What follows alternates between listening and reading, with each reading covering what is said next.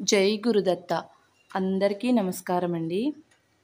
మీరు చూస్తున్నది ఈ ప్రదేశం శ్రీక్షేత్ర గాణగాపురంలోని శ్రీ మహాసతికట్ట. ఈ ప్రదేశంలో ఈ మహాసతికట్ట గురించి కొన్ని వివరాలు మీకు చెప్తానండి. శ్రీ గురు చరిత్రలో 30వ అధ్యాయంలో జరిగిన లీల ఇది. మీరు చూస్తున్నారు కదండి, అది ఇక్కడే జరిగింది. ఆ లీల ఏమిటంటే, చనిపోయిన సావిత్రి భర్తకు శ్రీ నృసింహ సరస్వతి స్వామివారు ఇదే ప్రదేశంలో తిరిగి ప్రాణం పోశారు. ఆ ప్రాణం పోసిన ప్రదేశమే ఇక్కడ మీరు చూస్తున్న స్థలం అండి. సావిత్రి అనే మహాపతివ్రత తన భర్తకి 16వ సంవత్సరంలోనే తీవ్రంగా జబ్బు చేస్తుంది. అప్పుడు ఎన్ని చికిత్సలు చేయించినా తగ్గలేదు. ఆ వ్యాధి అతనికి మరింతగా ముదిరి క్షయవ్యాధిగా పరిణమించింది. సావిత్రి మాత్రం తన భర్తను ఒక్క క్షణం కూడా విడవకుండా తన భర్తకు నిత్యం సేవ చేస్తూనే ఉండేది. ఆమె దైవజ్ఞులు చెప్పిన వ్రతాలు, శాంతులు ఎన్నెన్నో చేయించింది. ఎందరెందరో వైద్యులొచ్చి ఇచ్చిన మందులెన్నో వాడింది. అయినా కూడా అతని వ్యాధి కించిత్తైనా మెరుగవ్వలేదు. ఇలా 3 సంవత్సరములు గడిచాయి. కానీ అతని పరిస్థితి ఏమాత్రం మెరుగవ్వలేదు. ఆశలు కూడా వదులుకున్నారు. అతడి తల్లిదండ్రులు కూడా చాలా దుఃఖించి వారి కులదైవమైన దత్తాత్రేయ స్వామి వారిని తలచి ఇలా మొరపెట్టుకునేవారు. స్వామి దత్తాత్రేయ, నిన్ను సేవించి ఈ కొడుకుని పొందాక వెనుకటి దుఃఖమంతా మరిచాము. మరి ఇప్పుడు మా బిడ్డని నువ్వే బ్రతికించాలి అని స్వామివారిని వారు వేడుకుంటూ ఉండేవారు. అప్పుడు సావిత్రి తన భర్త గురించి తీవ్రంగా పరితాపన చెంది తన భర్తను ఎలాగైనా సరే బ్రతికించుకోవాలనే ఆశతో గాలి మార్పుకై అతన్ని ఎక్కడికైనా తీసుకువెళ్తే కొంచెం మెరుగవుతున్నదని మనసులో అనుకుంటున్నది. అప్పుడు గ్రామస్తులు వచ్చి, అమ్మ మీరు దత్తభక్తులు కదా, దత్తావతారమైన శ్రీ గురుని వద్దకు వెళ్ళండి, అక్కడ ఎందరికో మంచి జరుగుతున్నది అని చెప్పేవారు. అప్పుడు సావిత్రి అత్తమామలకు నమస్కరించుకుని, గంధర్వపురంలో శ్రీ నృసింహ సరస్వతి అనే మహనీయులున్నారట, వారి అనుగ్రహం వలన నా భర్తకు మళ్ళీ ఆరోగ్యం కలుగుతుంది అనే నమ్మకం నాకున్నది. మీరు అనుజ్ఞ ఇస్తే మేమిద్దరము అక్కడికి పోతాము. ఆ స్వామి మహిమ గురించి ఎందరెందరో చెప్పగా విన్నాము. మేమక్కడు వెళ్ళడానికి అనుజ్ఞ ఇవ్వవలసింది అని వారి కాళ్ల మీద పడి వేడుకున్నది. ఆ వృద్ధులు తాము ఆశలు వదులుకున్న బిడ్డ ఎలాగైనా బ్రతికితే చాలు అని అందుకు అనుమతించి తగిన ఏర్పాట్లు చేశారు. ఆమె తన అత్తమామలతో, మీరు ధైర్యంగా ఉండండి, ఆ గురుదేవుడే నా భర్తను రక్షించగలడు అని చెప్పి వారికి నమస్కరించి సెలవు తీసుకుని బయలుదేరింది. ఆ యువతి యొక్క ధైర్యానికి ఆ వృద్ధ దంపతులు అబ్బురపడి, అమ్మాయి, శ్రీ దత్తస్వామి అనుగ్రహం వలన మా అబ్బాయి చిరంజీవి అగుగాక, సౌభాగ్యవతి భవ అని హృదయపూర్వకంగా ఆశీర్వదించి ఆమెకు వీడ్కోలు చెప్పారు. సావిత్రి తన భర్తకు శ్రమగా కలగకుండా పల్లకిలో మెత్తని పడక ఏర్పాటు చేసి బోయిలను మెల్లగా నడవమన్నది. ఈ విధంగా వారు 3 రోజులు ప్రయాణం చేసి గంధర్వ నగరం సమీపించారు. సావిత్రి అక్కడక్కడ పల్లకి దింపి శ్రీ గురిని గురించి విచారిస్తున్నది. అంత దూరం ప్రయాణం చేసినందువలన దత్తునికి రోగబాధలెంతో తీవ్రమయ్యాయి. అవసాన దశ సమీపించిందా అన్నట్లు అతడు బాధతో గిలగిలాడుతున్నాడు. ఎలాగో పల్లకిని గంధర్వపురం చేర్చి అక్కడొక చోట దింపి సావిత్రి త్వరగా వెళ్ళి శ్రీగురుడెక్కడ ఉంటారని ఆ ఊరి వారందరినీ విచారించింది. వాళ్ళు స్వామి అనుష్ఠానానికని సంగమం వద్దకు వెళ్ళారని చెప్పారు. అతన్ని అక్కడకు తీసుకువెళ్దామని సావిత్రి పల్లకి వద్దకు వచ్చేసరికి దత్తుడు మరణించాడు. పాపం, ఆమె గుండెలు బాదుకుంటూ ఏడుస్తున్నది. ఆమె పెట్టుకున్న ఆశలన్నీ పటాపంచులయ్యాయి. ఆ శోకం భరించలేక ఆమె కత్తితో పొడుచుకోబోతే అక్కడి వారందరూ అడ్డు వచ్చి ఆపారు. ఆమె దుఃఖిస్తూ, అయ్యో స్వామి, నాకిదేమి గతి? ఓ శ్రీ గురుమూర్తి, మీరు ప్రాణరక్షకులని తలచి గంపెడాశతో ఇంత దూరం కాళ్ళీడ్చుకుంటూ వచ్చాను. కానీ నా పని దైవానుగ్రహం కోసం వెళ్ళిన వాని మీద ఆలయం విరిగిపడ్డట్లు, నీడను చేరబోయిన వాని మీద ఆ చెట్టు విరిగిపడినట్లు, మంచినీటి కనిపోయిన వాడు మొసలి నోట పడ్డట్లు, నా భర్తను బ్రతికించుకోవడానికి ఇక్కడకు వచ్చిన నేను అతనిని పోగొట్టుకున్నాను. నా గతి పులిబారి నుండి తప్పించుకున్న ఆవు గోమాంసం తినే యవనుడి పాలిట పడినట్లయింది. నాకు తెలియకనే నేను నా భర్తను చంపిన దానినయ్యాను.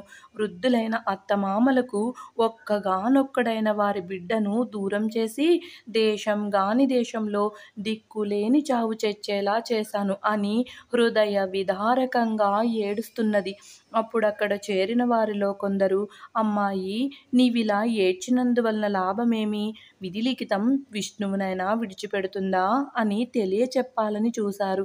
కానీ వయస్సులో చిన్నదైన ఆమెకు అతని సహచర్యంలోని మధురమైన స్మృతులు గుర్తుకు వచ్చి ఆమె హృదయాన్ని కలిచివేస్తున్నాయి. ఆమె దీనాతిదీనంగా వారందరితో, అయ్యలారా, ఇప్పుడు నేనెక్కడ ఎవరి అండన ఉండాలి? నా ప్రాణనాథుడు మరణించాక నేనెలా బ్రతికేది? నా భర్త వంటి సుగుణ సంపన్నుడు ఈ లోకంలో మరెవ్వరూ లేరు. చిన్నప్పుడు గౌరీవ్రతం, వివాహమయ్యాక భవానీ పూజలు, అఖండ సౌభాగ్యవ్రతము అన్నీ ఎంతో శ్రద్ధగా చేశాను. ఆ పుణ్యమంతా ఏమైపోయింది? నా మాంగల్య రక్షణ కోసం నా నగలన్నీ వదులుకున్నాను. అందుకు ఫలితం చివరకు నాకీ పసుపు తాడైనా దక్కకపోవడమేనా అని దుఃఖిస్తూ ఆ శవం మీద పడి, స్వామీ, నన్ను విడిచి ఎక్కడకు పోయారు? మీరు లేకుండా నేనెలా బ్రతకగలను? అయ్యో, ఈ వార్త విన్న వెంటనే మీ తల్లిదండ్రులు మరణిస్తారు. వారి బిడ్డనెలాగైనా బ్రతికించుతానని వారిని నమ్మించి మిమ్మల్ని ఇక్కడకు తీసుకువచ్చాను. నేనీ పని చేసినందువల్ల 3 ప్రాణాలను తీసిన దోషినయ్యాను. నేనిప్పుడు వారికి ముఖం ఎలా చూపేది? నేను మీతోనే వస్తాను అంటూ హృదయ విదారకంగా శోకిస్తున్నది. ఇంతలో అక్కడికి మెడలో రుద్రాక్షమాలలు, చేతిలో శూలము, శరీరం నిండా భస్మము ధరించిన ఒక తపస్వి వచ్చి సావిత్రికి ఇలా వివేకం ఉపదేశించాడు. పిచ్చిదానా, నీవిలా ఏడ్చి ఏమి ప్రయోజనం? నొసటి వ్రాత మారదు కదా, పోయిన ప్రాణం తిరిగి వస్తుందా? ఈ భూమి మీద చనిపోకుండా శాశ్వతంగా ఎవరు నిలుస్తారు? అయినా ఇతడెక్కడికి పోయాడనుకుంటున్నావు? ఆలోచించు. అసలు నీవెవరు? ఎక్కడ నుండి వచ్చావో చెప్పు. ప్రవాహంలో ఎక్కడ నుండో వచ్చి కలుసుకున్న కట్టెలలాగా భూమిపై జీవులు కలుసుకుంటారు. కొద్ది సమయం కాగానే అలానే విడిపోతారు. పక్షులు సంధ్యాకాలంలో గూటికి చేరుకున్నట్లు జీవులు మళ్ళీ ఎక్కడ నుండి వచ్చినవి అక్కడకు చేరుతాయి. నీటి నుండి వచ్చే బుడగలల వలె ఈ శరీరాలు వచ్చి కొంతసేపు ఉండి మరలా మరలా నశించిపోయేవే కదా. పుట్టేవాడు, చనిపోయేవాడు వాటిలో ఎక్కడున్నాడు? అతడెవరు? మాయావశులై అలాంటి జీవులను నావి, నావాళ్ళు అనుకోవడం ఒక భ్రాంతి. ఇతని తత్వం ఆలోచించకుండా ఈ శరీరమే నీ భర్త అని అనుకుంటున్నావు. జీవుడు కర్మ వలన శరీరం ధరిస్తాడు. కర్మ త్రిగుణాల వలన ఏర్పడిన శరీరం సుఖ దుఃఖాలు కలిగిస్తుంది. గుణాలన్నవి మాయ వలన ఉన్నట్లు కనిపిస్తాయే గాని నిజానికి లేనే లేవు. త్రిగుణాత్మకమైనది మాయే గాని ఆత్మ కాదు. పుట్టుక, చావు మొదలగు వికారాలే లేని ఆత్మకు త్రిగుణాలతో ఎట్టి సంబంధమూ లేదు. ఆ జీవుడు ఆ అవిద్య వలన కర్మబంధంలో చిక్కి ఈ సంసారంలో పడి ఈదులాడుతున్నంత వరకే సుఖదుఖాలు అనుభవిస్తాడు. మృత్యువంటావా? సుదీర్ఘమైన ఆయువు గల దేవతలు కూడా కల్పాంతంలో నశించవలసిందే. ఇంకా మానవుడి సంగతి చెప్పాలా? కాలం వలన పుట్టి దానికి అధీనమై ఉన్న ఈ శరీరం స్థిరంగా ఉండడం ఎలా సాధ్యం? ఇలా కాలము, కర్మ మరియు త్రిగుణాలకు లోబడి ఉన్న ఈ భౌతికమైన శరీరం పుట్టినందుకు సంతోషం గాని, మరణించినందుకు దుఃఖం గాని పొందదగినదేమీ లేదు. గర్భంలో పడినది మొదలు ముసలివాడయ్యే వరకు వెనుక చేసుకున్న కర్మననుసరించి ఎప్పుడోకప్పుడు మరణించక ఎవరికీ తప్పదు. తత్వముపదేశించి ఆయన అక్కడి నుండి వెళ్ళిపోయారు. అప్పుడు సావిత్రి అచట వేద పండితులందరినీ పిలిపించి ప్రాయశ్చిత్తాలు చేయించి స్నానం చేసి పసుపు, పారాణి, కుంకుమలతో అలంకరించుకొని శవాన్ని నది వద్దకు మోయించుకుపోయింది. తాను అగ్ని పట్టుకొని శవానికి ముందు నెమ్మదిగా నడిచి వెళ్ళింది. మహా సౌందర్యవతి అయిన ఆమె అంత చిన్న వయసులో మహాలక్ష్మిలా అలంకరించుకుని సహగమనం చేసుకోవడానికి వెళ్తుందని తెలిసి గ్రామంలోని స్త్రీలు, పురుషులు ఆమెను చూడ్డానికి కొన్ని వేల మంది వచ్చారు. వారిలో కొందరు ఆమెను చూసి, అయ్యో, ఏ సుఖము ఎరగని చిన్న వయసులో ఒక బిడ్డైనా కలగకముందే చావంటే కించిత్తు కూడా భయం లేకుండా ఎంత ధైర్యంగా వెళ్తుంది అని ముక్కున వేలు వేసుకున్నారు. కొందరు ఆమె దగ్గరకు వెళ్ళి, ఏమమ్మా, ఎందుకు వృధాగా ప్రాణాలు తీసుకుంటావు? పుట్టింటికి వెళ్ళి అక్కడ జీవించరాదా అన్నారు. ఆమె వారికి సమాధానం చెప్పకుండా దృఢ నిశ్చయంతో ముందుకు సాగిపోతుంది. మరికొంతమంది, ఆహా! ఈమె ధర్మవేత్తైన మహాపతివ్రత కనుకనే ధర్మం తప్పకుండా నడుచుకుంటుంది. స్త్రీలందరికీ ఈమె మార్గదర్శకురాలు అని కీర్తించారు. చివరకు అలాగే అందరూ నది ఒడ్డుకు చేరి శవాన్ని దించి చితిపేర్చారు. అప్పుడు సావిత్రి అక్కడకు చేరిన సువాసనులందరికీ వాయనాలు, సద్బ్రాహ్మణులకు దండిగా దక్షిణలు సమర్పించి వారందరికీ నమస్కరించి ఉత్సాహంతో అందరితో ఇలా చెప్పింది: తల్లులారా, విప్రోత్తములారా, ఇదే మీ అందరి వద్ద సెలవు తీసుకుంటున్నాను. నాకు దీపావళి పండుగ వచ్చింది. మా పుట్టింటి నుండి పిలుపు వచ్చింది. నా కన్న తల్లి అయిన గౌరీదేవి వద్దకు వెళ్తున్నాను. అక్కడ మా వాళ్ళందరితో కలిసి పార్వతీ పరమేశ్వర్లు ఇద్దరినీ పూజిస్తుంటాను అని చెప్పింది. తర్వాత తనకు తోడుగా వచ్చిన వారితో ఇలా చెప్పింది: మీరు బాధపడతారెందుకు? మీరు ఇంటికి వెళ్ళవచ్చు. కానీ మా అత్తమామలకు మాత్రం వెంటనే ఈ దుర్వార్త చెప్పకూడదు సుమా. చెబితే ఆ వృద్ధుల ప్రాణాలు వెంటనే పోతాయి. వారిని చంపిన పాపం మీకు కూడా చుట్టుకుంటుంది. కనుక మేమిద్దరము శ్రీ గురుని సన్నిధిలో సుఖంగా ఉన్నామని అచ్చటి వారందరికీ చెప్పండి. అప్పుడు ఆమె యోగీశ్వరుడు చెప్పినట్లు శవానికి రుద్రాక్షలు అలంకరించి అచ్చటి విప్రులలో, అయ్యలారా, నేను శ్రీ గురుని దర్శనం కోసం వచ్చాను కనుక వారిని దర్శించి వచ్చి సహగమనం చేయడం నా ధర్మమని తోస్తున్నది. నేను వెళ్ళిరానా అన్నది. అప్పుడు ఆ బ్రాహ్మణులు, అమ్మా, సరే గాని సూర్యాస్తమయానికి ముందే అగ్ని సంస్కారం జరిగేలా మాత్రం చూసుకో అన్నారు. ఆమె అంగీకరించి శ్రీ గురు దర్శనానికి వెళ్ళింది. అచ్చటి వారందరూ ఎంతో కుతూహలంతో ఆమె వెంట వెళ్ళారు. సావిత్రి మెల్లగా నడుస్తూ మనసులో శ్రీగురునిలా స్తుతించుకున్నది: స్వామి, మీరు సర్వేశ్వరులు. శరణు కోరిన వారందరికీ పురుషార్థాలన్నీ ప్రసాదించగలవారని మీ కీర్తి విస్తరించింది. త్రిగుణాతీతులైన త్రిగుణాలను ధరించి సృష్టి స్థితి లయాలను చేసే త్రిమూర్తి స్వరూపమే మీరు. మీ వల్ల కానిదేమున్నది? సూత్రాన్ని అమలుపరిచి దండించదగిన వారిని దండించే కర్మఫల ప్రదాతలు మీరే. మీరు భక్తుల పాలిట కల్పవృక్షమని విని నా భర్తను బ్రతికించుకొని సంతానం పొందాలని ఇంత దూరం వచ్చాను. నేనెంత పాపం చేశానో కానీ అందరికీ అబ్బిన సౌభాగ్యము, సంతానము మాత్రం నాకు కరువవడమే కాక ఇంతటి దుస్థితి కలిగింది. మీ మీద ఇంత ఆశ పెట్టుకుని వచ్చినందుకు అన్నీ చాలా బాగా జరిగాయి. మిమ్మల్ని ఆశ్రయించిన వారికి మీరు ప్రసాదించేదేమిటో బాగా తెలిసింది.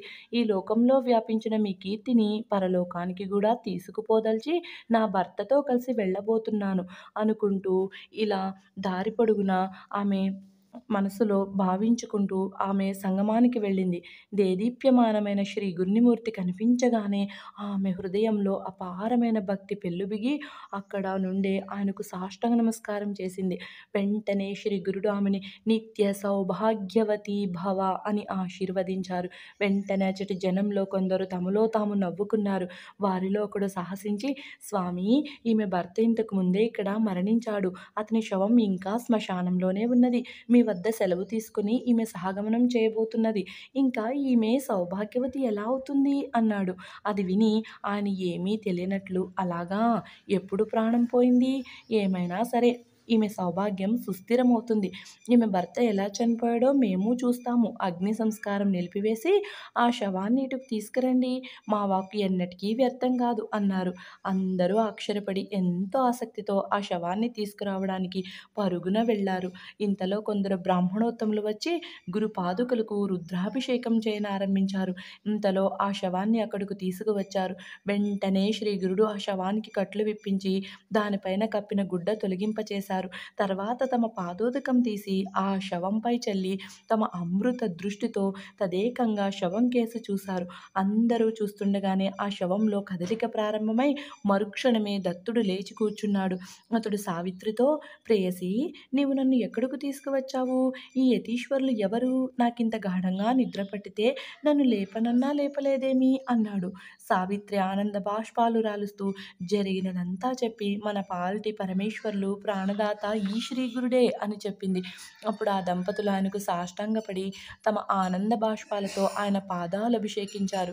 పరాత్పర, జగద్గురు, కృపాసాగర, శరణ్యమూర్తి, ఆశ్రితుల పాలిట కల్పవృక్షమా శ్రీహరి, సచ్చిదానంద స్వరూపులైన మీ లీలే ఈ జగమంతా, మీ కీర్తి దిగంతాలకు వ్యాపించింది. స్వామి, ఎన్నో పాపాలు చేసుకుని పుట్టి దుఃఖాలలో పడిన మేము జీవరక్షకులైన మిమ్మల్ని మరచాము. మీరే మాకు దిక్కు, మమ్మల్ని ఉద్ధరించండి అని స్వామి స్వామిని స్తుతించారు. శ్రీగురుడు వారిని ఆశీర్వదించి సిరి సంపదలు, దీర్ఘాయువు కలిగి అష్టపుత్రులను కనండి. మీ దుష్కర్మలన్నీ తీరిపోయాయి. మీ దేహాలు పవిత్రమయ్యాయి. మా ప్రసాదం వల్ల మీకు 4 పురుషార్థాలు సిద్ధించి చివరకు ముక్తి కూడా కలుగుతుంది. మీరు ఇంటికి వెళ్ళండి అన్నారు. అది విన్న జనమంతా జయ జయధ్వానాలు చేస్తూ స్వామికి నమస్కరించి హారతులు ఇచ్చారు. కానీ అందరిలో ఒక ధూర్తుడు స్వామి ముందుకొచ్చి, అయ్యా, నాకొక సందేహం ఉన్నది. నొసటి వ్రాత తప్పించడం ఎవరి తరమూ కాదని వేదశాస్త్రాలన్నీ చెబుతున్నాయి కదా! మరి బ్రహ్మవ్రాత నిజమే అయితే ఈ చనిపోయిన వాడు తిరిగి ఎలా బ్రతికాడు అన్నాడు.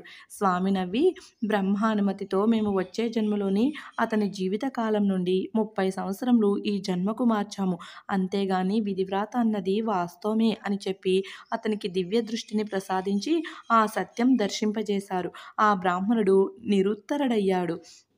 అందరూ ఆశ్చర్యంతో తమ ఇళ్లకు వెళ్ళిపోయారు. నాటి నుండి శ్రీ గురుని కీర్తి వెల్లువలై దశ దిశలా వ్యాపించింది. సావిత్రి, దత్తాత్రేయులు సంగమంలో స్నానం చేసి శ్రీ గురుని పూజించి వేద విప్రులకు భారీ ఎత్తున దక్షిణలిచ్చి పంపారు. అప్పుడే సూర్యుడు అస్తమిస్తున్నాడు. ఆ దంపతులను వెంట తీసుకుని శ్రీగురుడు తమ మఠానికి చేరుకున్నారు. చూస్తున్నారు కదండి, ఇదంతా ఇక్కడ జరిగిన లీల శ్రీక్షేత్ర గాణగాపురంలో.